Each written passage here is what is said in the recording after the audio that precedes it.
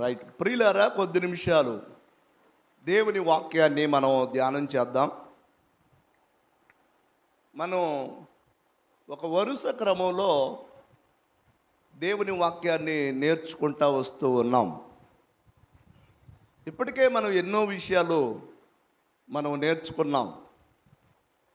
మరి ప్రత్యేకంగా క్రొత్త నిబంధన గ్రంథములో పరిసయ్యులు, సద్దూకయ్యులు, శాస్త్రులు ఈ పదాలు కనపడతాయి. పాత నిబంధన గ్రంథంలో ఈ పదాలు మనకి కనపడవు.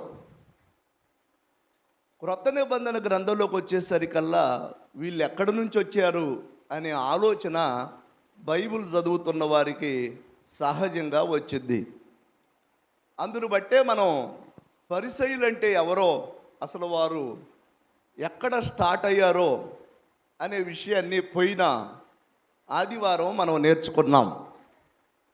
ఈ రోజుకి ఈ ఆదివారం కూడా మరొక వ్యక్తుల గురించి మనం ఆలోచిద్దాం.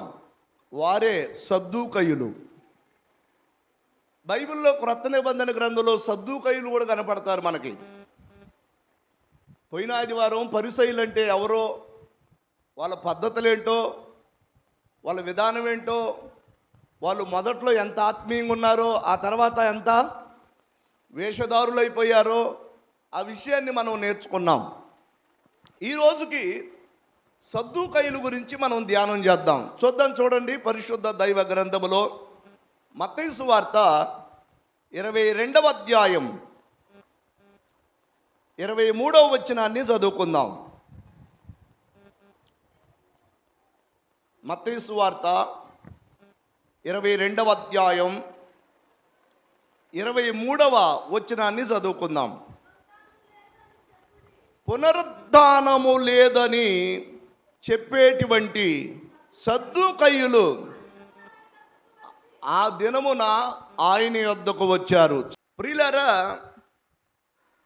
సద్దూకయ్యులు అనేటువంటి వ్యక్తులను మనం గమనిస్తాం. ఇక్కడ వీళ్ళు ఎవరు అసలు అని అంటే, వీళ్ళు కూడా యోధా జాతికి సంబంధించినటువంటి వ్యక్తులే, యూదులే. సద్దూకయ్యులు కూడా యూదులే. పరిసయ్యులు యూదులని చెప్పుకున్నాం కదా. యూదులలో ప్రత్యేకించబడిన వారు పరిసయ్యులు. వారి గురించి మనం పోయిన ఆదివారం చెప్పుకున్నాం. అలాగే యూదులలో మరొక తెగకి సంబంధించినటువంటి వారుగా ఉన్నారు ఈ సద్దూకయ్యులు. ఈ సద్దూకయ్యుల యొక్క యూదులే కానీ వీళ్ళ యొక్క సిద్ధాంతం ఏంటంటే, వీళ్ళ నడిపింపు ఎలా ఉంటుందంటే, ఈ సద్దూకయ్యులు అనేవారు పునరుద్ధానం అనేది లేదు అని వీళ్ళ ఉద్దేశం. అంటే మనిషి చనిపోయిన తర్వాత మళ్ళీ తిరిగి లెగవడు అని మాట్లాడతారు వీళ్ళు. మీరు ఆలోచించండి, వీళ్ళ ఉద్దేశం ఏంటి అని అంటే, మనుషులు చచ్చిపోయిన తర్వాత మరొక జీవితం లేదు అంటారు వీళ్ళు. భూమి మీద దేవుడిచ్చిన ఆయుష్కాలంలో మనిషి జీవించినంతకాలం జీవిస్తాడు. ఆ తర్వాత ఇక మనిషి మరలా తిరిగి లెగుస్తాడు, పునరుద్ధానం ఉంది అనే విషయాన్ని వీళ్ళు నమ్మరు. ఇంకొక విషయాన్ని మీకు జ్ఞాపకం చేస్తాను ఈ సద్దూకయ్యుల గురించి. దేవదూతలు ఉన్నారు దేవుని దగ్గర అంటే కూడా నమ్మరు వీళ్ళు. ఆత్మ ఉంది, ఆత్మలు పనిచేస్తాయి అన్నా కానీ నమ్మరు వీళ్ళు. కానీ యూదులే. మరి దేన్ని నమ్ముతారు వీళ్ళు అని అంటే, ధర్మశాస్త్రాన్ని మాత్రమే నమ్ముతారు. ధర్మశాస్త్రం అంటే ఆదికాండము, నిర్గమకాండము, లేవికాండము, సంఖ్యాకాండము, ద్వితీయోపదేశకాండము, ఈ 5 కాండాలని కలిపి ధర్మశాస్త్రం అంటారు. వీళ్ళు ఏమంటారు అని అంటే, ధర్మశాస్త్రమే అనుసరించాలి కానీ మిగతావన్నీ మాకు సంబంధం లేదంటారు వీళ్ళు. అంటే వీళ్ళు ధర్మశాస్త్రం కోసం ఆలోచిస్తారు కానీ ఒకటేమో పునరుద్ధానం లేదంటారు, రెండవదేమో ఆత్మలు లేవని చెప్తారు వీళ్ళు, మూడోదేమో దేవుని దూతలు కూడా లేరని చెప్తారు. వీళ్ళ సిద్ధాంతం అది, వీళ్ళ నడిపింపు అది. కానీ వీళ్ళు కూడా ధర్మశాస్త్రాన్ని చదివిన వారే, వీళ్ళు కూడా యూదులుగా ఉన్నవారే. కాకపోతే వీళ్ళ సిద్ధాంతాన్ని బట్టి వీళ్ళని ఏమన్నారు అని అంటే సద్దూకయ్యులు.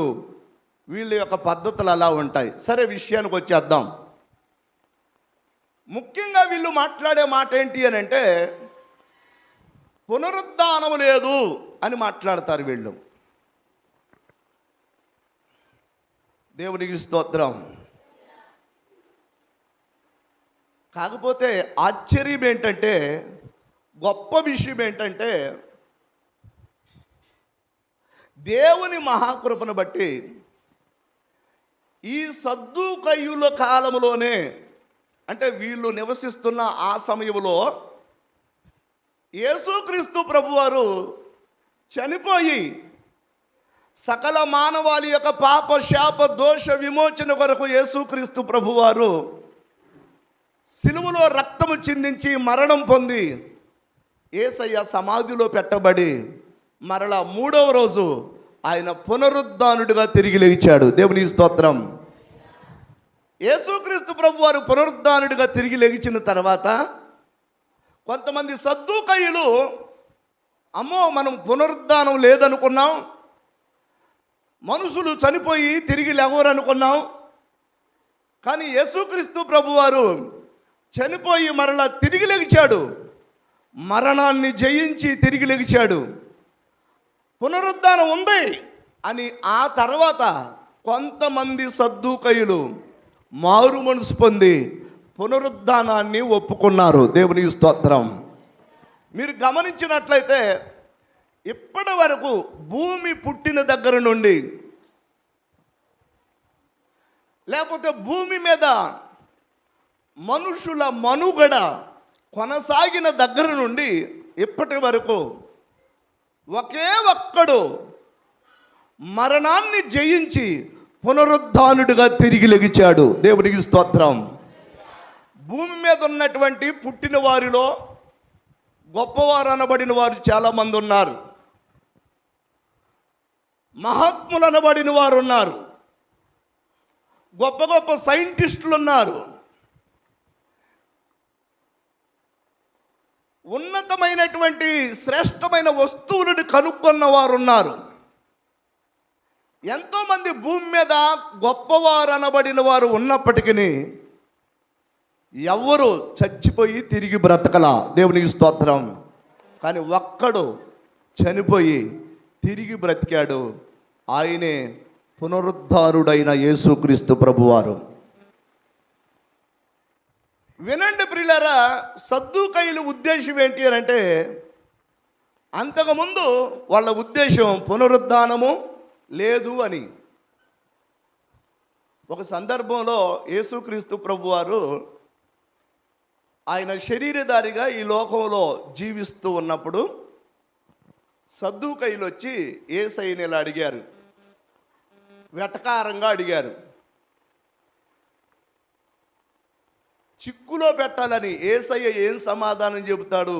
యేసయ్యనే చిక్కులో పెట్టాలని, లేకపోతే చిక్కుపరచాలని ఒక ప్రశ్న అడిగారు. ఏమని అడిగారు సద్దూకయ్యులు అని అంటే, ప్రభు దగ్గరకు వచ్చి, అయ్యా మేము మొత్తం 7 అన్నదమ్ములు. మా 7 అన్నదమ్ములలో మొదటివాడు పెళ్లి చేసుకున్నాడు, మా పెద్దన్నయ్య. ఆయన పెళ్లి చేసుకున్న తర్వాత ఆయన పిల్లలు లేకుండానే ఆయన చనిపోయాడు. ఆయన భార్య ఉంది. ఆయన భార్యని మా రెండో అన్నయ్య చేసుకున్నాడు. ఆయన చేసుకున్న తర్వాత ఆయన కూడా అలాగే చనిపోయాడు. మూడో అన్నయ్య చేసుకున్నాడు, ఆయన కూడా అలాగే చనిపోయాడు. 4వ అన్నయ్య చేసుకున్నాడు, 5వ అన్నయ్య చేసుకున్నాడు, 6వ అన్నయ్య చేసుకున్నాడు. అందరూ అలాగే చనిపోయారు. చివరికి 7వ వాడునైనా నేను చేసుకున్నాను. ఇప్పుడు ఆ స్త్రీని ఎంతమంది పెళ్ళాడారు? 7 పెళ్ళాడారు కదా. రేపు పునరుద్ధానమందు,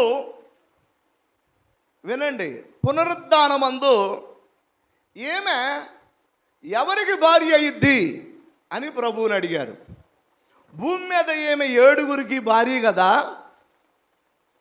రేపు పునరుద్ధానం ఉందంటున్నావు కదా, పునరుద్ధానమందు ఈమె ఎవరికి భార్య అని అడిగారు సద్దూకయ్యులు. అప్పుడు యేసుక్రీస్తు ప్రభు వారు చెంపలు పగిలిపోయే సమాధానం చెప్పారు. దేవునికి స్తోత్రం. ఏంటో తెలుసా? వారు పిచ్చోళ్ళారా, పునరుద్ధానమందు అక్కడ ఎవరు పెండ్లి చేసుకోరు, పెండ్లికి ఇవ్వబడరు. దేవునికి స్తోత్రం. పరలోకంలో ఎవరు పెండ్లి చేసుకోరు, ఎవరు పెండ్లికి ఇవ్వబడరా నాయన.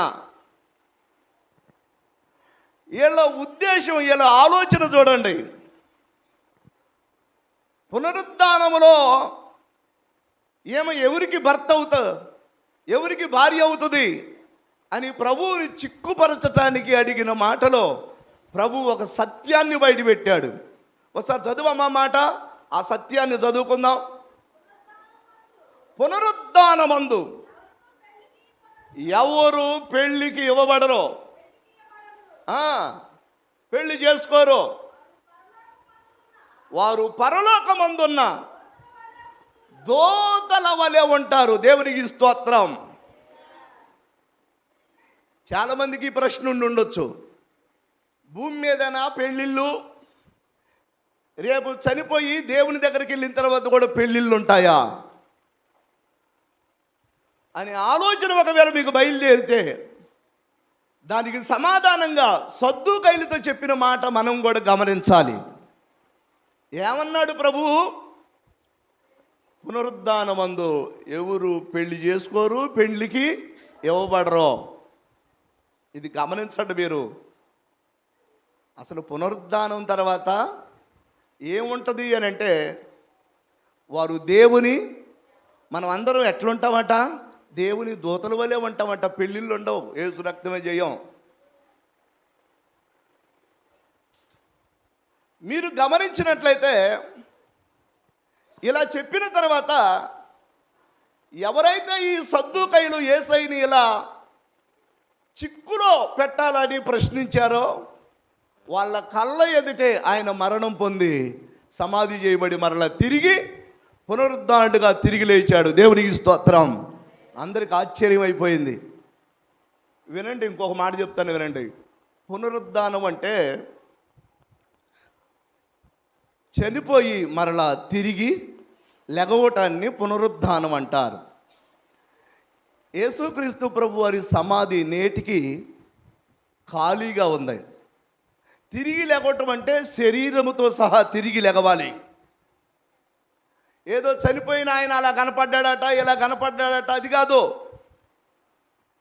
సమాధిలో పెట్టబడిన శరీరముతో సహా తిరిగి లెగవాలి. అలా తిరిగి లేచిన ఏకైక దేవుడు యేసయ్య. ఆమేన్. ఆయన తిరిగి లేచిన తర్వాత కొంతమందికి అనుమానం వచ్చింది. మేమేమన్నా భ్రమపడుతున్నామా తిరిగి లేచాడని అని ఆలోచించి, యేసుక్రీస్తు వారి శిష్యులలోనే ఒక శిష్యుడైన తోమ, అయ్యా నువ్వు నిజంగా తిరిగి లేచావని నేను బలంగా నమ్మునట్లుగా నేను నీ గాయములలో వేలు పెట్టి చూస్తానన్నాడు. అప్పుడు ప్రభు అన్నాడు, తోమ అవిశ్వాసివి కాక విశ్వాసివై ఉండునట్లు దా అని పిలిచి ఆయన గాయములలో వేలు పెట్టించాడు. దేవునికి స్తోత్రం. వెంటనే యేసయ్య దగ్గర మోకాళ్ళ మీద పడి తోమ ఏడవటం ప్రారంభించాడు. అయ్యా నువ్వు దేవుడు అయ్యా, నువ్వు మరణాన్ని జయించిన వాడు అయ్యా అని ఏడవటం ప్రారంభించాడు. ఆ తోమానే వినండి, మన భారతదేశం వచ్చి సువార్త ప్రకటించి యేసయ్యని మన భారతదేశానికి తీసుకొచ్చింది ఎవరయ్యా అంటే యేసయ్య శిష్యులలో ఒకడైన తోమ. ఆయన యేసయ్య పునరుద్ధానుడు అయ్యాడు అని గ్రహించి ఆయనని హత్తుకొని ఆయనని తాకి చూచి ఆయన గాయాలలో వేళ్ళు పెట్టి మన దేశానికి ఆ తర్వాత వచ్చి సువార్త తీసుకొచ్చాడు. యేసయ్య గురించినటువంటి శుభవార్త తీసుకొచ్చాడు. దేవునికి స్తోత్రం. ఇంతకీ యేసుక్రీస్తు ప్రభు వారు ఒక మాట అంటాడు, నా యందు విశ్వాసం ఉంచువాడు చనిపోయినను బ్రతుకును. బ్రతికి నా యందు విశ్వాసం ఉంచువాడు ఇంకెన్నటికీ చనిపోడు. పునరుద్ధానమును జీవమును నేనే అని మాట్లాడతాడు. వినండి, ఇప్పుడు ఎవరైతే యేసుక్రీస్తు ప్రభు వారిని అంగీకరిస్తారో, ఆయన మన పాప విమోచన కొరకై సిలువలో రక్తం చిందించి మరణం పొంది తిరిగి లేచాడని ఎవరైతే నమ్మి విశ్వసించి ఆయనని అనుసరిస్తారో వారట చనిపోయినను బ్రతుకుతారట. దేవునికి స్తోత్రం. బ్రతికిన వాడు ఇంకెన్నటికి, బ్రతికి నా యందు విశ్వాసం ఉంచువాడు ఇంకెన్నటికి చనిపోడు. ఈ మాట ఎక్కడుంది? యోహాను సువార్త 11వ అధ్యాయం 25వ వాక్యం ఒకసారి చదవండి. యోహాను సువార్త 11వ అధ్యాయము 25వ వాక్యం చదువుకుందాం. అందుకు యేసు, పునరుద్ధానమును జీవమును నేనే,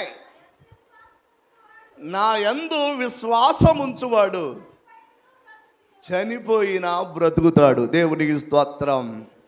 వినండి ప్రియులారా, మీకు ఒక నిరీక్షణ ఉంది, క్రైస్తవులకు ఒక నిరీక్షణ ఉంది, అద్భుతమైన నిరీక్షణ. ఏంటి అని అంటే, మనం చనిపోయినా బ్రతుకుతాం అనండి. దేవునికి స్తోత్రం. మనం చనిపోయినా బ్రతుకుతాం. కారణం ఏంటి అని అంటే, మనం నమ్ముకుంది మరణాన్ని జయించిన దేవుణ్ణి, తిరిగి లేచిన దేవుణ్ణి నమ్ముకున్నాం. ఆయన్ని విశ్వసిస్తే, ఆయన్ని నమ్మితే మనం కూడా చనిపోయినా తిరిగి బ్రతుకుతామట. అంటే మనకు కూడా పునరుద్ధానం ఉంది. ఆమేన్. మనం కూడా పునరుద్ధానం చెందుతాం. వినండి ప్రియులారా, అసలు పునరుద్ధానం అనేది 2 రకాలు. ఒకటి జీవ పునరుద్ధానము, రెండవది తీర్పు పునరుద్ధానం అనండి.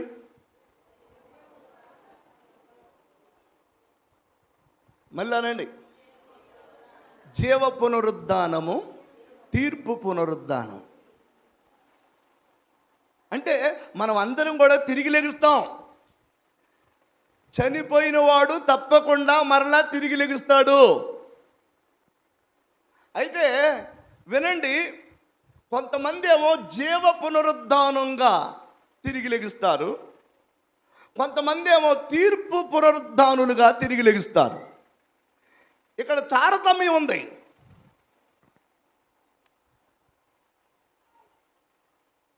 దేవుడికి స్తోత్రం.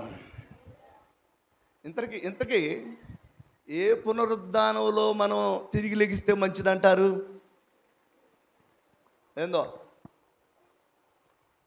జీవ పునరుద్ధానంలో తిరిగి లెగిస్తే మంచిదా, లేకపోతే తీర్పు పునరుద్ధానంలో లెగిస్తే మంచిదా? హల్లెలూయా.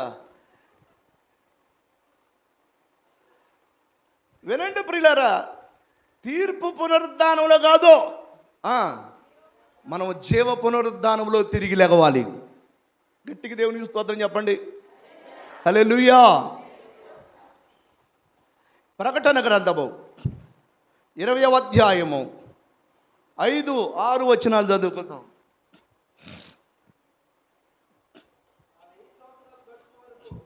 ప్రకటన గ్రంథము 20వ అధ్యాయము 5వ వచనం 6వ వచనం చదువుకుందాం.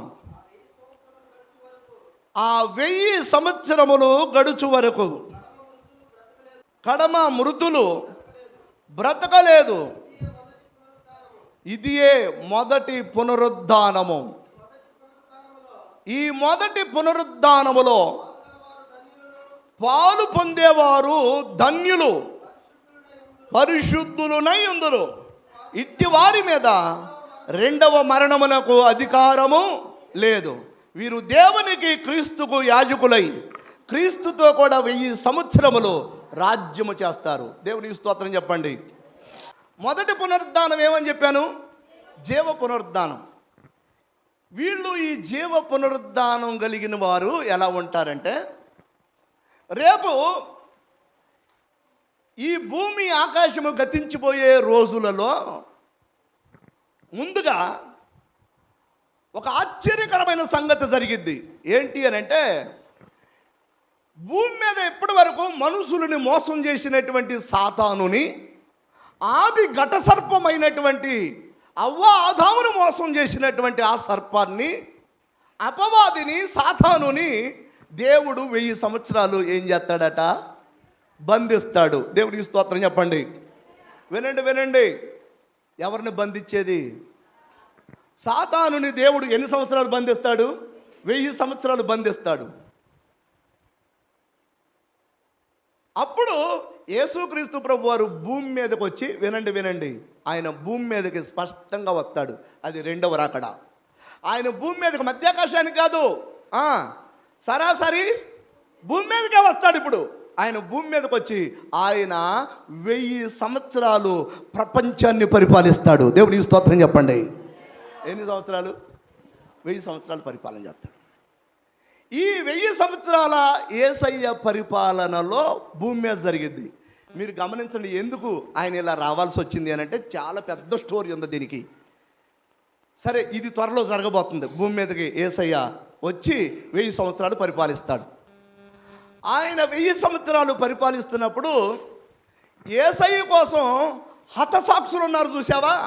యేసయ్య కోసం చంపబడ్డారు, రంపాలతో కోయబడ్డారు. యేసయ్య సువార్త ప్రకటిస్తూ ఉంటే పెట్రోల్ పోసి తగలబెట్టిన వారు, దేవుని కోసం చంపబడిన భక్తులు ఉన్నారు, చూసావా? వాళ్ళందరూ ఆ 1000 ఏండ్ల పరిపాలనలో బ్రతుకుతారు. దేవునికి స్తోత్రం చెప్పండి. పరిశుద్ధులైన వారందరూ బ్రతుకుతారు. మీరు గమనించండి, యేసయ్య కోసం మన గ్రహం స్టెయిన్స్ గారని ఒరిస్సా రాష్ట్రంలో దేవుని కోసం కారులో చంపబడ్డాడు. పెట్రోల్ పోసి ఆయన తగలబెట్టారు. ఆయన ఒక్కడే కాదు, మొన్న ప్రవీణ్ పగడాల అనే దైవజనుడి విషయంలో కూడా చంపారు, హత్య చేశారు అనే అనుమానాలు ఎక్కువ ఉన్నాయి. ఒకవేళ నిజంగా ఆయన్ని కూడా హత్య చేస్తే తప్పకుండా రేపు ఆయన కూడా ఎక్కడుంటాడు? 1000 ఏండ్ల పరిపాలన. వినండి, యేసయ్య కోసం చనిపోయిన వారందరూ ఆ రోజు తిరిగి లెగుస్తారు. వారట యేసయ్యతో పాటు రాజ్యం ఏలతారట. దేవుని స్తోత్రం. వాళ్ళతో పాటు మనం కూడా ఉంటాం. హల్లెలూయా. ఉంటారా? మీరు పరిశుద్ధులైతే, దేవునికి ఇష్టంగా బ్రతికితే ఆ 1000 ఏండ్ల పరిపాలనలో దేవుడు మనల్ని కూడా చేర్చుకొనుడు గాక. ఆమేన్. ఇది ఏ పునరుద్ధానము? మొదటి పునరుద్ధానం. మొదటి పునరుద్ధానం. ఇంకా వీళ్ళ మీద రెండవ మరణానికి అధికారము లేదు. ఇది మొదటి పునరుద్ధానం. వీళ్ళట క్రీస్తుకి యాజకులుగా ఉండి, ఏమని రాయబడి ఉంది? దేవునికిని క్రీస్తుకును యాజకులయ్యి క్రీస్తుతో కూడా 1000 సంవత్సరములు రాజ్యము చేస్తారు. దేవునికి స్తోత్రం. దేవునితో రాజ్యం చేస్తావట. 1000 ఏండ్ల పరిపాలన జరగబోతుంది. చాలా భవిష్యత్తు. వినండి, మీరు నమ్మండి, ఇప్పటి వరకు యేసయ్య చెప్పిన మాట తూచా తప్పకుండా ప్రతిదీ జరుగుతూ వచ్చింది. ఆయన 100 మాటలు చెబితే 100కి 100 నెరవేర్చబడ్డాయి. ఇంకా నెరవేర్చబడవలసినటువంటి కొన్ని విషయాలు ఉన్నాయి, అవి నెరవేర్చబడుతూ ఉన్నాయి. త్వరలో ఆయన భూమి మీదకి వస్తాడు. ఒరిజినల్ పరిపాలన అప్పుడు జరిగిద్ది. అప్పటి వరకు భూమి మీద ఏ పరిపాలన వచ్చినా, ఏ రాజ్యం వచ్చినా మనుషులకి సమన్యాయము అందదు. మీరు గమనించండి, యేసయ్య ఎందుకు వస్తాడు అని అంటే, ఒరిజినల్గా అసలు పరిపాలన ఎలా చేయాలో చూపిస్తాడు ఆ రోజు. న్యాయము ఎలా జరిగించాలో చూపిస్తాడు ఆ రోజు. కేవలం ఆ 1000 ఏండ్ల పరిపాలనలో ఆ రాజ్యంలో నీతి మాత్రమే ఏలుబడి చేసిద్ది. అందులో వినండి, ఎవరు బ్రతుకుతారట? పరిశుద్ధులు బ్రతుకుతారట. ఇది మొదటి పునరుద్ధానం. దీనినే ఏమనుకుందాం మనం? జీవ పునరుద్ధానం అనుకుందాం. రెండవ పునరుద్ధానం ఉంది. రెండవ పునరుద్ధానం ఏంటి అని అంటే తీర్పు పునరుద్ధానం అనండి. తీర్పు పునరుద్ధానం. తీర్పు పునరుద్ధానం ఎవరికి అని అంటే, వినండి ప్రియులారా, యేసయ్యని అంగీకరించకుండా, వారి పాపాలు యేసు రక్తములో కడుక్కోకుండా, ఇంకా భూ సంబంధమైన విషయాలలోనే కొట్టుకు చస్తూ,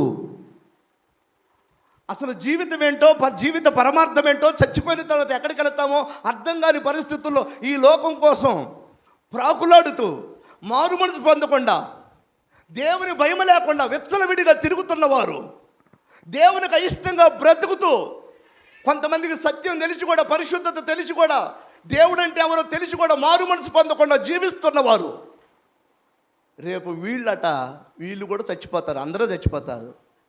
వీళ్ళు కూడా సమాధుల్లోంచి బయటకు వస్తారు. ఎవరు? భక్తిహీనులైన వారు కూడా, మారు మనసు లేని వారు కూడా సమాధిలోంచి బయటకు వస్తారు. వీరు దేనికి వస్తారు అని అంటే, వినండి, వీరట కేవలం తీర్పు పొందటానికి వస్తారు. తీర్పు పొందటానికి వస్తారు వీళ్ళు. దీనిని ఏమన్నారు అని అంటే తీర్పు పునరుద్ధానం. ప్రియులారా, మీరు మాత్రం ఏ పునరుద్ధానంలో ఉండకూడదు. ఇందాక ఎవరిని అడిగితే జీవ పునరుద్ధానం కావాలా, తీర్పు పునరుద్ధానం కావాలంటే తెలియక తీర్పు పునరుద్ధానం అంటున్నారు. యేసు రక్తమే జయం. తీర్పు పునరుద్ధానంలో ఉండకూడదు, మనం జీవ పునరుద్ధానంలో ఉందాం. ఆమేన్. అలా ఉంటే ప్రియులారా, తప్పకుండా దేవుడితో యుగయుగాలు ఉంటాం మనం. మీరు నమ్మండి, ఇది సత్యం. ఈ సత్యం కోసం ఎంతకైనా దేవుని కోసం నమ్మకంగా బ్రతకండి.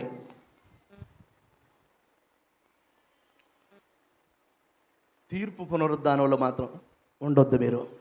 తీర్పు పునరుద్ధానంలో ఆయన ధవల సింహాసనం మీద కూర్చొని, వినండి, తీర్పు తీరుస్తున్నప్పుడు మీరు గమనించండి, ఆయన గ్రంథాలు తెరుస్తాడట. గ్రంథాలు తెరిచినప్పుడు ఎవడి పేరైనను జీవ గ్రంథములో లేకపోతే వాడిని అప్పుడు తీర్పు తీర్చి దేవుడు ఏం చేస్తాడట? నరకాగ్నిలో వేస్తాడట. ఇప్పుడు వీడు తీర్పు పునరుద్ధానంలో పాలు పొంది ఎక్కడికి వెళ్ళాడు? వీడు ఎందుకు బతికాడు? సమాధి నుంచి ఎందుకు బయటకు వచ్చాడు అని అంటే, తీర్పు పొంది నరకానికి వెళ్ళటానికి వచ్చాడు. మీరు నరకానికి వెళ్ళకూడదు. ఆ మాట కూడా ఉందో, చదవండి. ప్రకటన గ్రంథం, ఈ ఒక మాట చదువుకుందాం. ప్రకటన గ్రంథం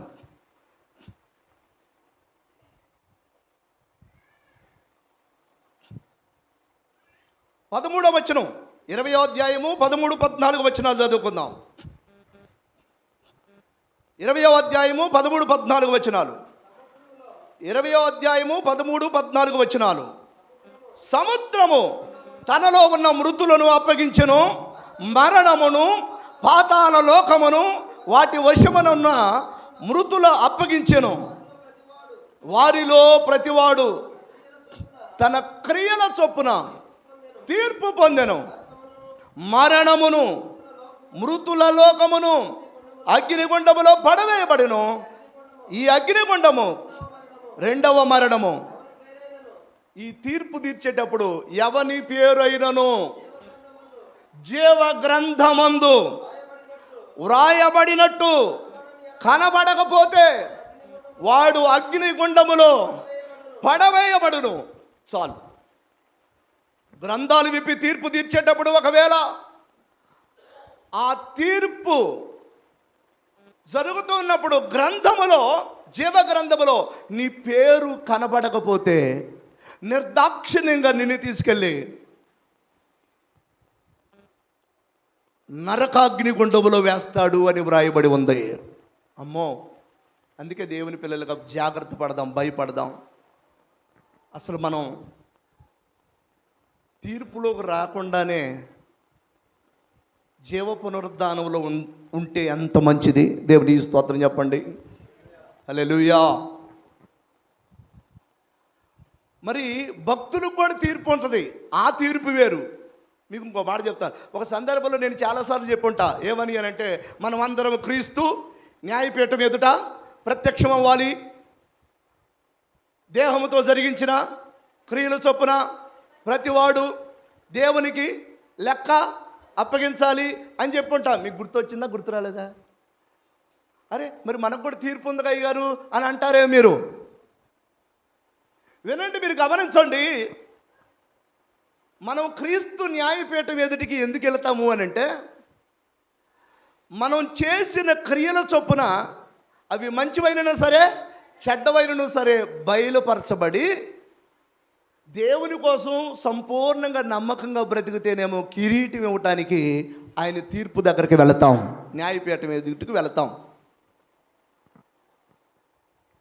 అంటే మనకి విశ్వాసులకి పరిశుద్ధులకి కూడా దేవుని పిల్లలకి ఎందుకు తీర్పు తీరుస్తాడు దేవుడు అని అంటే, న్యాయపీఠం మీద కూర్చొని ఇందులో దేవుని కోసం సంపూర్ణ సమర్పణ కలిగిన వారు ఉంటారు, ఏదో నామకార్థంగా విశ్వాసంగా ఉన్నవారు ఉంటారు. వాళ్ళకి వీళ్ళకి ఒకే కిరీటం ఇవ్వలేడు. వారి వారి పరుగును బట్టి, వారి వారి పరిచర్యను బట్టి, వారి వారి సమర్పణను బట్టి, వారి వారి త్యాగాన్ని బట్టి, వారి వారి నమ్మకత్వాన్ని బట్టి దేవుడు ఏం చేస్తాడు? రేపు బహుమతి ఇస్తాడు. మనం బహుమతి తీసుకోవటం కోసం యేసయ్య న్యాయపీఠం ఎదుట నిలబడతాం, అది వేరు.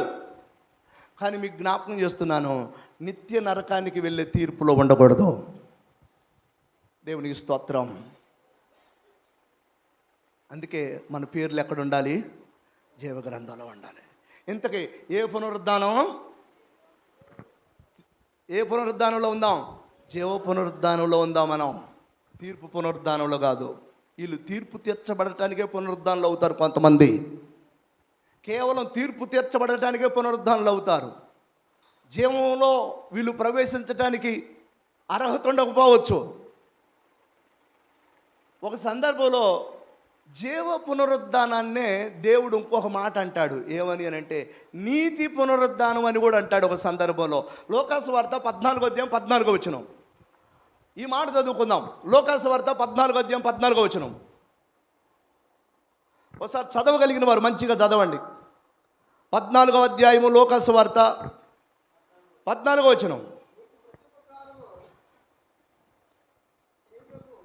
మీకు ప్రత్యుపకారము చేయుటకు వారికి ఏమీ లేదు కనుక నీవు ధన్యుడు వగుదువు.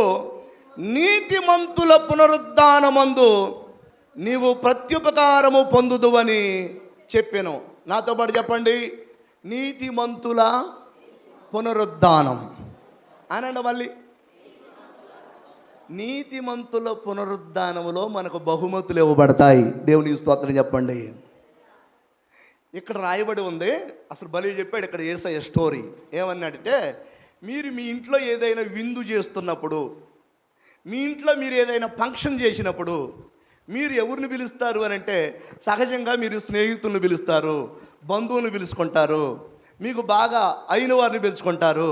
అంత మాత్రమే కాదు, బాగా డబ్బున్న వారిని కూడా పిలవటానికి ఇష్టపడతారు. కొంతమంది అయితే నాయకులను కూడా పిలుచుకుంటారు. వినండి, హోదాను బట్టి పిలుస్తారు.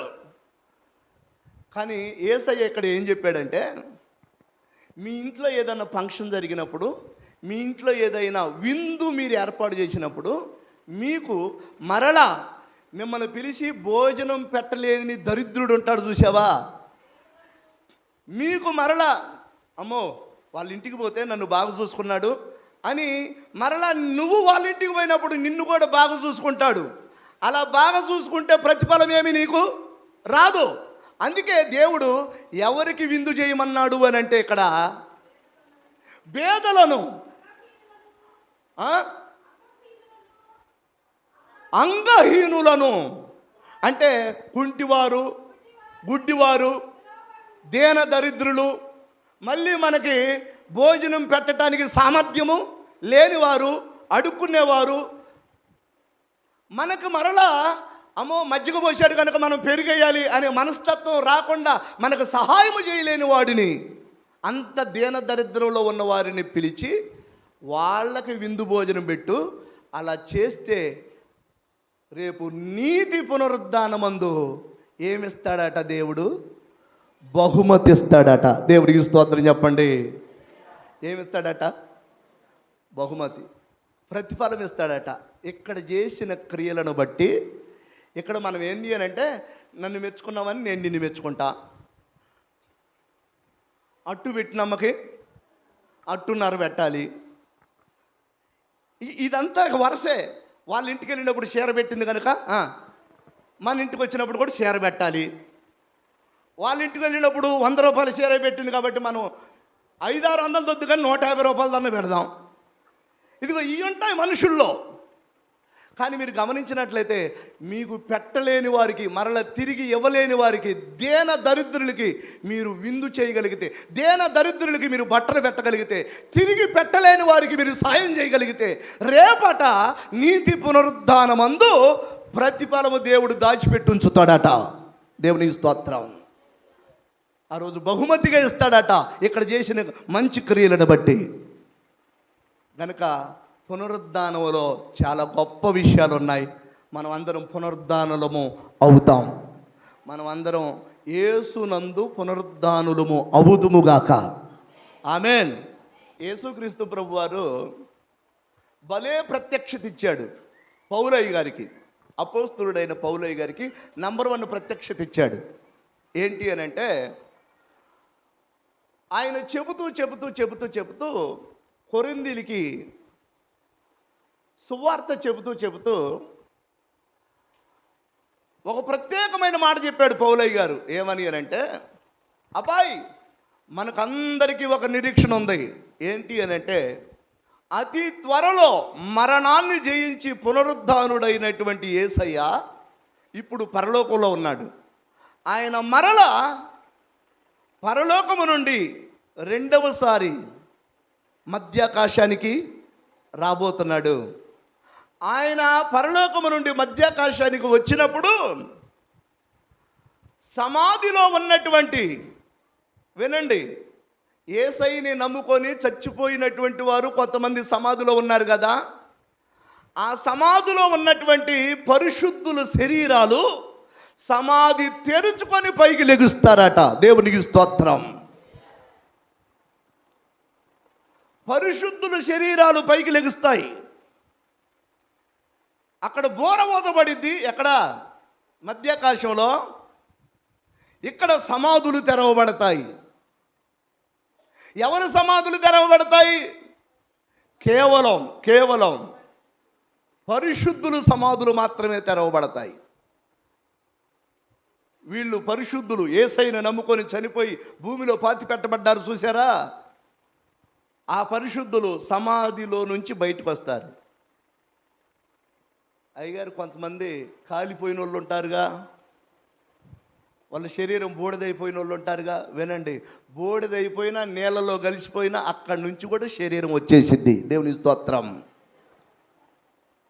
ఎముకలు కుళ్ళిపోయినా, వినండి, తప్పకుండా మళ్ళీ జీవం పోసుకుంటాయి. ఇప్పుడు మీరు గమనించండి. అయితే పరిశుద్ధులు శరీరాలు సమాధిలోంచి బయటకు వచ్చిన తర్వాత వాళ్ళట ఈ శరీరముతో ఉండరు. దేవునికి స్తోత్రం. ఏ శరీరాన్ని ధరిస్తారట? మహిమ శరీరాన్ని ధరిస్తారు. మీరు ఆలోచించడానికి ప్రయత్నం చేయండి. మహిమ శరీరాన్ని ధరిస్తారు. మహిమ శరీరాన్ని ధరించి వీళ్ళు మనకంటే ముందుగా వీళ్ళు మధ్యాకాశానికి యేసయ్య దగ్గరికి వెళతారు. దేవుని స్తోత్రం.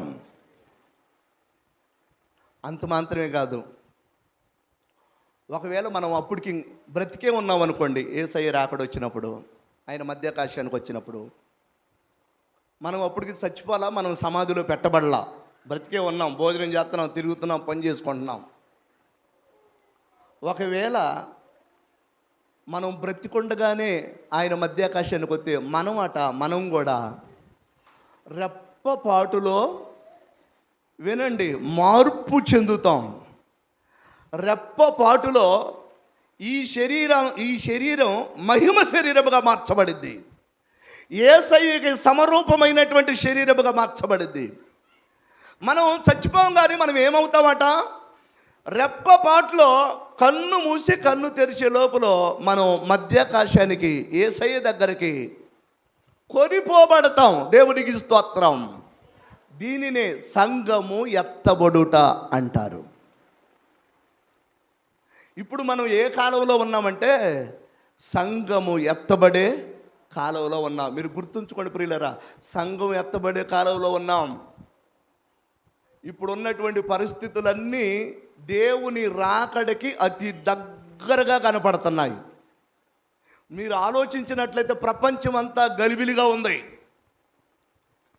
ప్రపంచంలో ఉన్న దేశాలన్నీ యుద్ధానికి సిద్ధమవుతున్నాయి. ప్రభు ముందే చెప్పాడు, నా రాకడకు ముందు రాజ్యం మీదకు రాజ్యం లేసిద్ది, యుద్ధాలు జరుగుతాయి. వినండి, భూకంపాలు వస్తాయి. అంత మాత్రమే కాదు, నా రాకడకు ముందు ఇశ్రాయేలీల దేశం, చెదరిపోయిన ఇశ్రాయేలీలు వారి దేశానికి వారు వస్తారు. వారికి స్వతంత్రం వచ్చింది.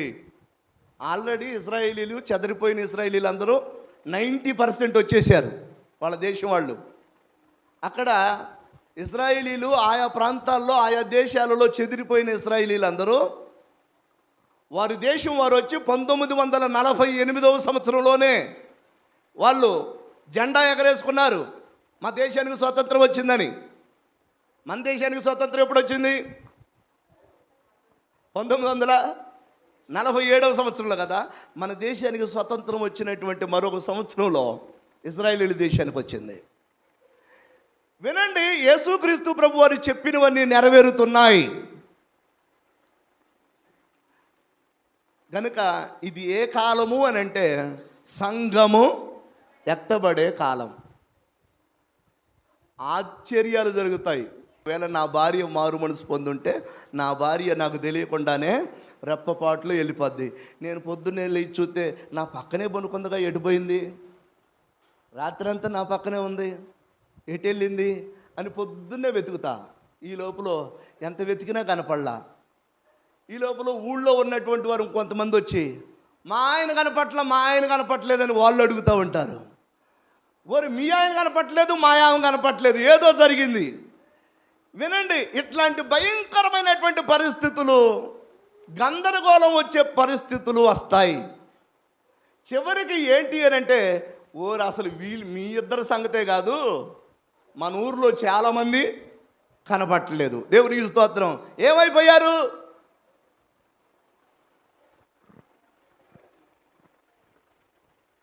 ఆయన మధ్యాకాశానికి వచ్చి బోర ఓదబడింది. పరిశుద్ధులుగా ఉన్నవారు, గ్రామంలో ఉన్నవారు ఏమయ్యారు? ఎత్తబడ్డారు. అందుకే ప్రభు దీని గురించి స్పష్టంగా చెప్పారు. ఇద్దరు తిరగలి విసురుతూ ఉంటారట, అందులో ఒకళ్ళు ఎత్తబడతారు, ఒకళ్ళు విడవబడతారు. ఇద్దరు భార్యాభర్తలు ఒక మంచంలో ఉంటారట, అందులో ఒకళ్ళు ఎత్తబడతారు, ఒకళ్ళు విడవబడతారు. వినండి, ఇద్దరు పొలంలో పనిచేస్తూ ఉంటారట, అందులో ఒకళ్ళు ఎత్తబడతారు, ఒకళ్ళు విడవబడతారు.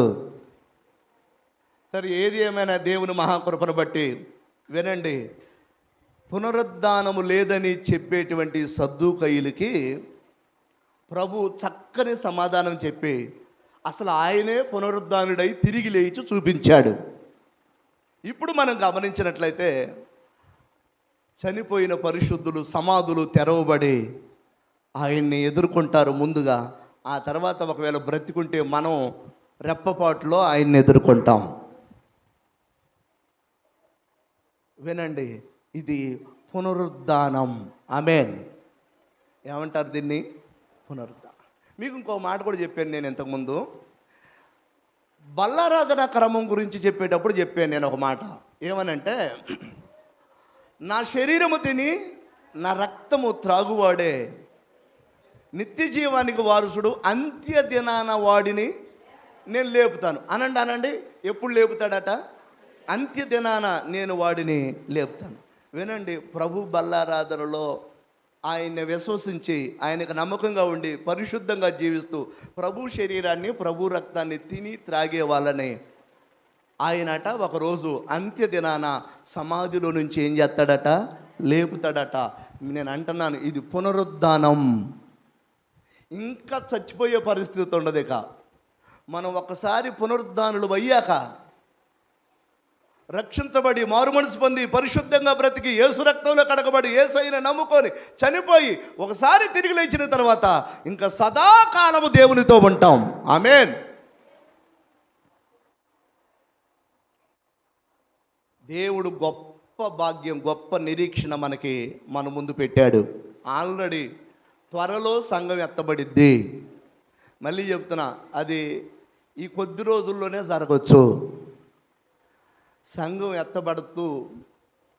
సంఘం ఎత్తబడటానికి సిద్ధపడుతుంది కనుక, దేవుని రాకడ దగ్గర పడింది కనుక ఇంకా మీరు ఈ భూ సంబంధమైన వాటి కోసం కొట్టుకోవద్దు, ఈ లోక సంబంధమైన వాటి కోసం ప్రాకులాడొద్దు. త్వరలో సంఘం ఎత్తబడుతుంది. సిద్ధపాటే కావాలి ఇప్పుడు మనకి. దేవునికి స్తోత్రం. మీకు ఒక మాట చెప్తానేనండి. మీరు పొలములో పత్తి విత్తనాలు వేసినా, గోధుమ విత్తనాలు వేసినా, మినుములు విత్తనాలు వేసినా, ఒడ్లు విత్తనాలు వేసినా, ఆ విత్తనాలు మనం వాస్తవానికి భూమిలో పాతి పెడతాం. విత్తనాలని భూమిలో పాతి పెడితే ఆ విత్తనం ఏమైద్ది? చచ్చిపోద్ది. విత్తనం పగిలిపోద్ది, విత్తనం విరిగిపోద్ది, విత్తనం చచ్చిపోద్ది. వినండి, చచ్చిపోయి బ్రతకాలి. ఏంటేది? విత్తనం. విత్తనం భూమిలో పాతి పెట్టిన తర్వాత అది చచ్చిపోయి మరలా తిరిగి బ్రతికిద్ది. అలాగే యేసయ్యని నమ్మిన బిడ్డలు భూమిలో పాతి పెట్టబడిన తర్వాత వీరు కూడా చచ్చిపోయి మళ్ళీ తిరిగి లెగుస్తారు. ఒక విత్తనం ఎలా మరలా బ్రతికిద్దో మీరు బాగా అర్థం చేసుకోవటానికి ప్రయత్నం చేయండి. ఒక విత్తనం చచ్చిపోయి మరలా ఎలా మొలకెత్తిద్దో, ఒక విత్తనం చనిపోయి మరలా ఎలా చిగురించి పెద్ద చెట్టు అయ్యిద్దో, అలాగే మనం కూడా యేసునందు చనిపోయిన వారమైతే పాతి పెట్టబడి మరలా బ్రతుకుతాం. గనుక దేవుని పిల్లలుగా పునరుద్ధాన సంబంధమైనటువంటి విశ్వాసంతో కూడుకున్న ఈ సంగతులు మనకు అర్థం కావాలి. కేవలం ఈ లోక సంబంధమైన ఆరోగ్యం కోసమో, ఈ లోక సంబంధమైన ఆశీర్వాదం కోసమో, ఈ లోక సంబంధమైనటువంటి గొప్ప కోసమో, కార్యములు జరగటం కోసమో ప్రార్థనకు వస్తే ఉపయోగము లేదు. కానీ మన నిరీక్షణ ఏంటి అని అంటే, మనము వినండి, ఇక్కడ చనిపోయి మరలా తిరిగి లెగుస్తాం. మనం అందరం పునరుద్ధానం చెందుతాం. మనం అందరం తిరిగి లెగుస్తాం. రేపు యుగయుగాలు దేవునితో ఉంటాం మనం. ఒక సందర్భంలో వాక్యం సెలవిస్తూ ఉంటుంది, మీరు క్రీస్తునందు క్రీస్తుతో కూడా లేపబడిన వారైతే పైనున్న వాటినే వెతకండి అని అంటాడు. ఇంతగా మనం గమనించినట్లయితే మనం క్రీస్తుతో కూడా లేపబడిన వారము. యేసయ్య చనిపోయి భూమిలోనే ఉన్నాడా, లేపబడ్డాడా? మీరు గమనించండి. మీరు బాప్తీసం తీసుకున్నప్పుడు, మీరు అందరూ బాప్తీసం తీసుకున్నారు కదా, మీరు బాప్తీసం తీసుకున్నప్పుడు మిమ్మల్ని నీళ్ళల్లో ముంచుతారు. నీళ్ళల్లో ముంచినప్పుడు మిమ్మల్ని కూడా యేసయ్యతో పాటు సమాధి చేసినట్టు గుర్తుంచుకోండి. మీరు అర్థం చేసుకోవడానికి ప్రయత్నం చేయండి. మిమ్మల్ని బాప్తీసం ఇచ్చేటప్పుడు నీళ్ళల్లో ముంచుతారు కదా, నీళ్ళల్లో ముంచినప్పుడు మీరు కూడా యేసయ్యతో పాటు భూమిలో పాతి పెట్టబడినట్లు మరలా మిమ్మల్ని నీళ్ళల్లో నుంచి పైకి లేపుతారు కదా. ఆ పైకి లేపినప్పుడు యేసయ్య సమాధిలో నుంచి మరలా మూడో రోజు ఎలా పైకి లెగిచాడో, అలాగే మనం కూడా యేసయ్యతో పాటు పాతి పెట్టబడి మరలా నీళ్ళలో నుంచి పైకి లెగుస్తున్నాము అని అర్థం. బాప్తీసం యొక్క అర్థం అది. అసలు ఆయనతో పాటు చనిపోయి తిరిగి లెగిచామని అర్థం. అందుకే అపోస్తలుడైన పౌలయ్య గారు అంటాడు, నేను వాస్తవానికి రేపు నేను చనిపోయి తిరిగి లేకపోవటం సంగతి అలా ఉంచితే నేను ఇప్పుడే చనిపోయి తిరిగి లెగిసినట్టుగా బ్రతుకుతా అంటాడు. దేవునికి స్తోత్రం. ఏమన్నాడు? నేను ఇప్పుడే చనిపోయి తిరిగి లేస్తా ఒకరోజు, అది వేరే సంగతి. కాదు, శరీరం ఉండగానే, బ్రతికుండగానే యేసయ్యతో పాటు చనిపోయి తిరిగి లేచినట్టుగా బ్రతుకుతా, నా బ్రతుకు అలా కొనసాగిస్తా అని అంటాడు పౌలయ్య గారు. ఆ సందర్భంలోనే పౌలయ్య గారు అంటాడు, మనం అందరి కొరకు ఆయన చనిపోయి తిరిగి లేచాడు కనుక అందరూ చచ్చిపోయి తిరిగి లేచినట్టుగా మేము ఊహించుకుంటున్నాం అంటాడు పౌలయ్య గారు. కనుక మేము శరీర రీతిగా ఎవరిని ఎరగమో అందరూ ఆత్మానుసారంగా బ్రతికిన వారని చూస్తున్నాం, మా దృష్టి అలా ఉందా అంటాడు. మీకు ఫిలిప్పీలకు రాసిన పత్రిక చదివితే ఇంకా బాగా అర్థమైంది. చూడండి, ఫిలిప్పీలకు రాసినటువంటి పత్రిక 3వ అధ్యాయము 10వ వాక్యం చదువుకుందాం.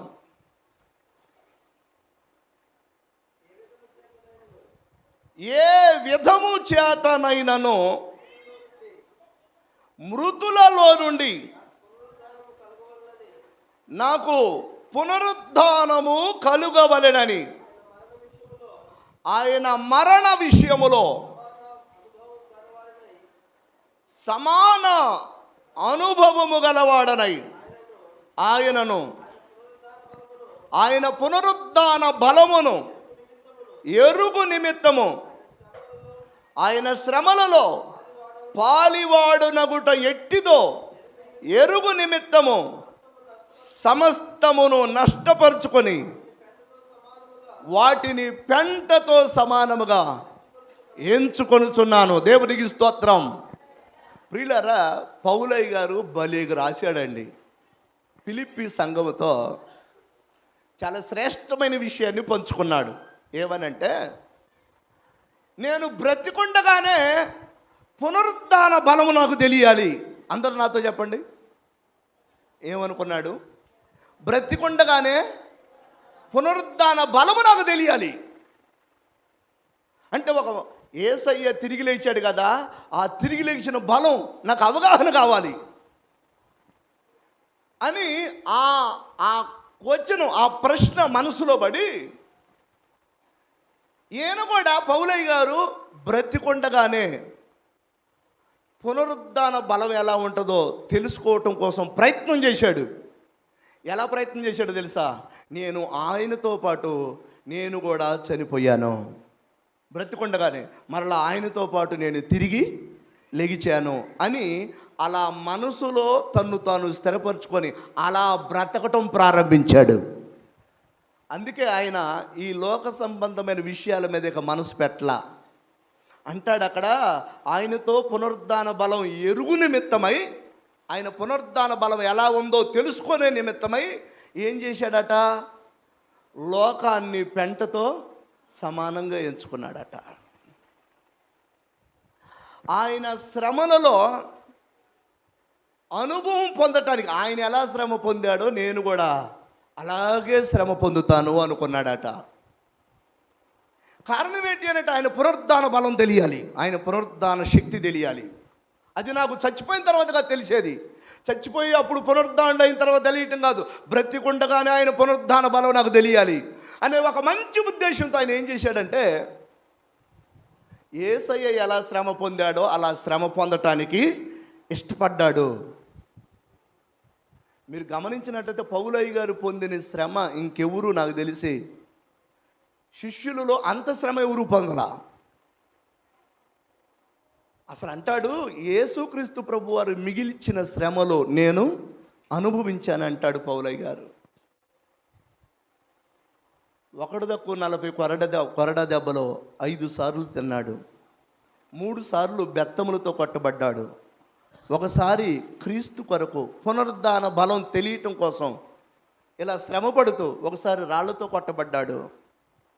ఇవన్నీ దేనికి పడుతున్నావయ్యా పౌలయ్యా అని అంటే పౌలయ్య గారు చెప్పే సమాధానం ఒకటి, నేను బ్రతికొండగానే పునరుద్ధాన బలం నాకు తెలియాలి. ఆత్మీయతలో ఉన్నతమైన స్టేజీ ఇది. ఆత్మీయతలో పాలు తాగే స్టేజీ కాదు ఇది. ఆత్మీయతలో ఆహారం తినే స్టేజీ కూడా కాదు. ఆత్మీయతలో అతి ఉన్నతమైనటువంటి స్టేజీ ఇది. అంటాడు, సమస్తమును పునరుద్ధాన బలం నాకు బ్రతికొండగానే తెలియ నిమిత్తమై సమస్తమును నాకు లాభము చేకూర్చే వాటిని కూడా నేను నష్టముగా ఎంచుకున్నాను అంటాడు. మళ్ళీ చదవండి ఇప్పుడు ఆ మాటని, మీకు బాగా అర్థమైంది. 10వ వచనం, ఫిలిప్పీయులకు రాసిన పత్రిక 3వ అధ్యాయం 10వ వచనం. ఏ విధము చేతనైనను మృతులలో నుండి నాకు పునరుద్ధానము కలగవలెనని ఆయన మరణ విషయములో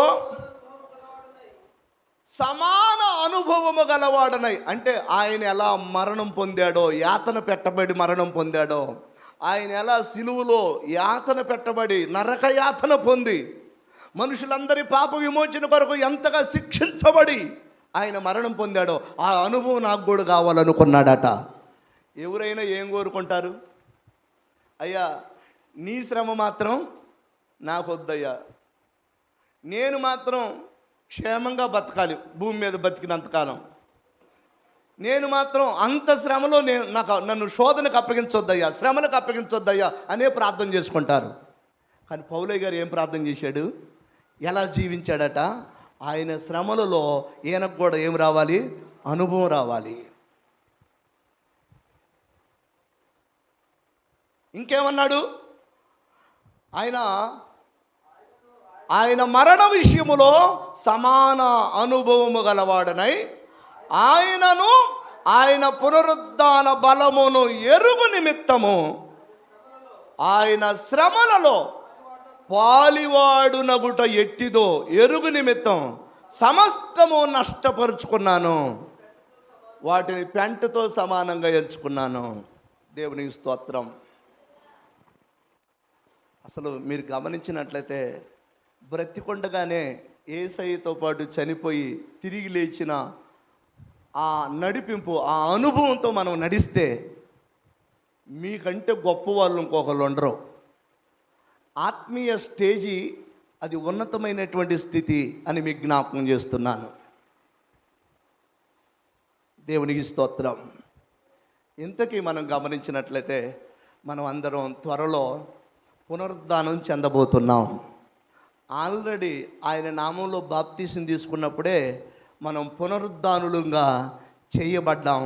అయితే కొద్ది రోజుల్లో మనం అందరం కూడా సంఘముగా ఆయన బోర వినబడినప్పుడు వినండి, బ్రతికుంటేనేమో అప్పటికి ఇంకా చనిపోకుండా బ్రతికుంటేనేమో రెప్ప మూసి కన్ను రెప్ప తెరిచే లోపల మధ్యాకాశానికి వెళ్ళిపోతాం. ఒకవేళ చనిపోతేనేమో సమాధిలో నుంచి బయటకు వస్తాం, పునరుద్ధానం చెందుతాం. గనుక ప్రియులారా, మనందరికీ అసలు వాస్తవానికి మనిషి చనిపోయిన తర్వాత సమాధిలో పెట్టెలో భద్రపరిచి సుగంధ ద్రవ్యాలు చల్లి దానికి ఒక శ్రేష్టమైన పెట్టెని తయారు చేసి భూమిలో ఎందుకు పాతి పెడతారో తెలుసా? వాస్తవానికి అన్యజనులులాగా క్రైస్తవులలో ఎవరైనా చనిపోతే వాళ్ళని తీసుకెళ్ళి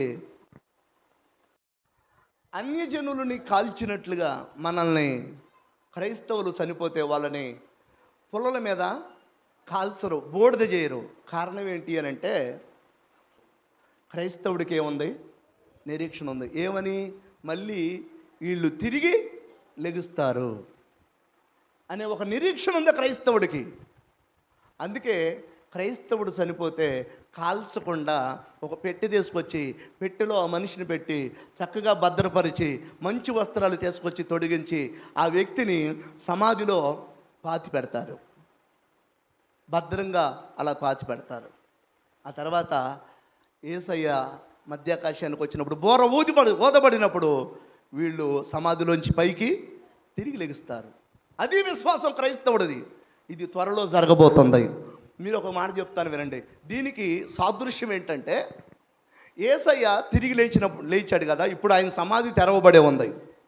ఆయన 2000 సంవత్సరాల క్రితం మనుషులు పాప విమోచన కొరకు మరణం పొంది సమాధి చేయబడి తిరిగి లేచాడు కదా. ఆయన తిరిగి లేచినప్పుడు వినండి, ఆయనతో పాటు అనేక మంది సమాధులు తెరవబడ్డాయట. దేవునికి స్తోత్రం చెప్పండి. ఆయన్ని సిలువేసినప్పుడు కూడా అనేక మంది సమాధులు తెరవబడ్డాయట. ప్రియులారా, వీటన్నిటిని మీరు మనసులో పెట్టుకొని మనం చచ్చిపోము, మనం తప్పక బ్రతుకుతాం. మనం సజీవంగా దేవునితో యుగయుగాలు ఉంటాం. విత్తనం భూమిలో వేస్తే అది చచ్చిపోయి మళ్ళీ ఎలా బ్రతికిద్దో, మొలకెత్తిద్దో, అలాగే మనం చచ్చిపోయి మళ్ళీ బ్రతుకుతాం. ఎలా అంటే యేసయ్యని సమాధిలో పెట్టి ఆయన తిరిగి లేచినట్టుగా మనం కూడా భూమిలో పాతి పెట్టబడి తిరిగి లెగుస్తాం. ఒకవేళ చచ్చిపోతే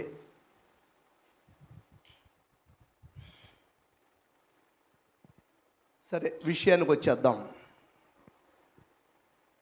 ఇంకా రక్షించబడని వారు, ఇంకా మారు మనసు పొందని వారు, బాప్తీసం పొందని వారు త్వరగా యేసయ్యని మీ సొంత రక్షకునిగా మీరు అంగీకరించి బాప్తీసాలుగా సిద్ధపడండి.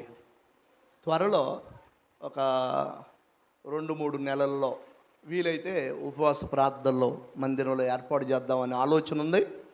బాప్తీసాలుగా సిద్ధపడేవారు తప్పనిసరిగా సిద్ధపడండి.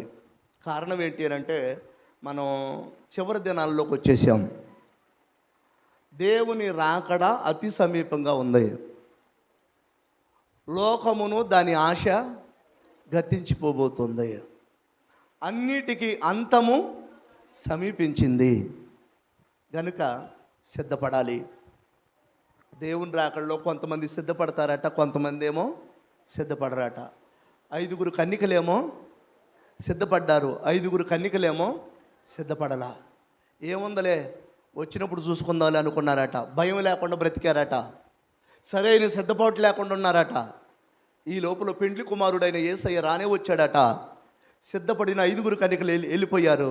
సిద్ధపడకుండా ఉన్నటువంటి వారి యొక్క దివిటీల్లో ఏమి లేదు, నూనె లేదు. అంటే సరైనటువంటి ఆత్మీయత లేదు, సరైనటువంటి నడిపింపు లేదు. అందువలన వారు ఏమయ్యారు, విడిచిపెట్టబడ్డారు. అందుకే దేవుని పిల్లలుగా మీకు జ్ఞాపకం చేస్తున్నా, దేవుని రాకడ అతి సమీపంగా ఉంది. మీరు విడిచిపెట్టబడకూడదు. ఎప్పుడు ఆయన వచ్చినా నేను రెడీ అన్నట్టు ఉండాలి. ఎప్పుడు ఆయన బోర మధ్యాకాశంలో వినబడినా యేసు రక్తమే చేయం, నేను రెడీ అయ్యా అన్నట్టు ఉండాలి. నువ్వు సిద్ధమేనా? ఏమో. అందుకే నోవాహు కాలంలో కూడా మీరు గమనించినట్లయితే నోవాహు చెప్పాడు, ఆ కాలంలో ఉన్న ప్రజలకు చెప్పాడు, అయ్యలారా అమ్మలారా, భూమి మీదకి జలప్రలయం రాబోతుంది, దేవుని ఉగ్రత రాబోతుంది. మీరు తొందరపడి మీరు మారు మనసు పొందండి, మేము బుద్ధులు మార్చుకోండి, మీ లక్షణాలు మార్చుకోండి, ఓడగడదాం రండి, జలప్రలయంలో మనం అందరం తప్పించబడదాం, రక్షించబడదాం అని నోవాహు ఆ కాలంలో ఉన్న ప్రజలందరికీ బోధ చేస్తే, తినేవాడు తిన్నాడట, తాగేవాడు తాగుతున్నాడట, పెళ్లి చేసుకునేవాడు పెళ్లి చేసుకుంటున్నాడట, వినండి, పొలం చేసుకునేవాడు పొలం చేసుకుంటున్నాడట. నోవాహు మాట ఎవడు పట్టించుకోలేదు. చివరికట నోవాహుని ఎగతాళి చేశారట. వీడేంటి అందరం పనులు చేసుకుంటుంటే వీడు పని చేసుకోకుండా మారు మనసు పొందండి అంటాడు, బుద్ధి మార్చుకోండి అంటాడు, ఓడగడదాం రమ్మంటాడు, ఏం పని ఏమి లేదా, దిమాగ్ ఖరాబ్ అయిందా అని నలుగురు నవ్వుతూ చెప్పుకోవటం ప్రారంభించారు. వినండి, ఈరోజు సేవకులు, అయ్యా మీరు మారు మనసు పొందండి, దేవుని రాకడ వస్తుంది, సంఘం ఎత్తబడే రోజులు రాబోతున్నాయి, అన్నిటికీ అంతం దగ్గర పడింది, భూమి ఆకాశం గతించిపోబోతుంది, మీరు రక్షించబడాలి లేకపోతే నరకానికి వెళ్తారు అని సేవకుడు చెబుతూ ఉంటే కూడా చాలామందికి ఎటకారంగా ఉంటుంది. ఆ రోజు నోవాహు చెప్పినప్పుడు కూడా ఆ కాలంలో ఉన్న ప్రజలకి వెటకారంగా ఉండి, తినేవాడు తింటున్నాడు, తాగేవాడు తాగాడట, ఎవడు పనివాడు చేసుకున్నాడట, వీళ్ళు ఇంతే చెబుతారులేని. ఇంతలోకి అకస్మాత్తుగా ఆకాశపు తూములు విప్పబడ్డాయి. భయంకరమైనటువంటి జల ప్రళయం భూమి మీదకి రావటం ప్రారంభించింది. 40 రాత్రులు 40 పగళ్ళు ప్రచండమైన వర్షం కురిసింది. కాలువలు పొంగిని, నదులు పొంగిని, ఇల్లు మునిగిపోయినాయి, చెట్లు మునిగిపోయినాయి, కొండలు మునిగిపోయినాయి. అప్పుడు చచ్చిపోతున్న సమయంలో వీళ్ళకి మారు మనసు వస్తుంది. దేవుని స్తోత్రం. ఎప్పుడు వస్తుంది? చచ్చిపోయే సమయంలో మారు మనసు వస్తుంది వీళ్ళకి. అరే నోవాహు చెప్పింది నిజమే, ఆ రోజు మేము మారు మనసు పొందిన బాగుండేది, ఆ రోజు బుద్ధి మార్చుకున్న బాగుండేది, ఆ రోజు మా చెడు లక్షణాలు సరి చేసుకున్న బాగుండేది, ఆ రోజు మాట విని మేము కూడా ఆ నోవాహు కట్టిన ఓడలో ఆ పనిలో మేము కూడా పాలిభాగస్తులమైతే ఎంత బాగుండేది అని చచ్చిపోతా అనుకున్నారు. కానీ అప్పటికి సమయం అయిపోయింది కనుక ఉపయోగము లేదు. అందుకే ఆయుష్ ఉండగానే, ఆరోగ్యం ఉండగానే బుద్ధులు మార్చుకోండి. మరి ఎవరు రక్షించబడ్డారు ఆ యొక్క నోవాహు కాలంలో? నోవాహు యొక్క కుటుంబం మాత్రమే రక్షించబడింది, మిగతా వాళ్ళందరూ జలప్రలయంలో చచ్చిపోయారు. ఈరోజు సేవకులు చెబుతున్న మాట కొంతమందికి ఎట్టకారంగా అనిపించవచ్చు. తినటానికి లేక ఏదో అంటారు కదా, బతకలేక బడిపొంతులు అన్నట్టుగా వీళ్ళు ఈ ఉద్యోగం నేర్చుకున్నారు, ఈ పని నేర్చుకున్నారు అనే వాళ్ళు ఉండొచ్చు. నేను అంటున్నాను, రేపు సిగ్గుపడే రోజు ఒక రోజు వస్తుంది, గుంటెలు బాదుకునే రోజు ఒక రోజు వస్తుంది. అయ్యో తెలియక మాట్లాడకూడదు మాటలు మాట్లాడాం, రోషం కలిగి దేవుని ఆత్మ కలిగి అన్నిటిని సమర్పించుకొని దేవుని కొరకు ఆత్మను రక్షించాలని, నిత్య నరకం నుండి మనుషుల్ని తప్పించాలని దైవజనులు పడుతున్న ప్రయాసలో ఒకరోజు గుర్తొచ్చి మేము అపార్థం చేసుకున్నామని ఏడ్చే రోజు ఒకరోజు రాబోతుంది. దేవునికి స్తోత్రం. గనుక ప్రియులారా, నోవాహు కాలంలో ఎలా అయితే సడన్గా జలప్రలయం వచ్చిందో, దేవుని రాకడ ఇప్పుడు కూడా సడన్గా రాబోతుంది. అందుకే ఎప్పటికప్పుడు జాగ్రత్తగా ఉండండి, ఎప్పటికప్పుడు భయంతో ఉండండి. వినండి, ఈ మాటలే గనక చెప్పకపోతే దేవుని పిల్లలు ఏముందలే అని నిర్లక్ష్యంగా బ్రతికే ప్రమాదం ఉంది. అలా నిర్లక్ష్యంగా ఉండే బుద్ధి లేని కన్యకలు విడవబడ్డారు, బుద్ధి కలిగిన కన్యకలు మాత్రమే ఎత్తబడ్డారు. నిర్లక్ష్యంగా ఉండే పరిస్థితులు అర్థం చేసుకోండి.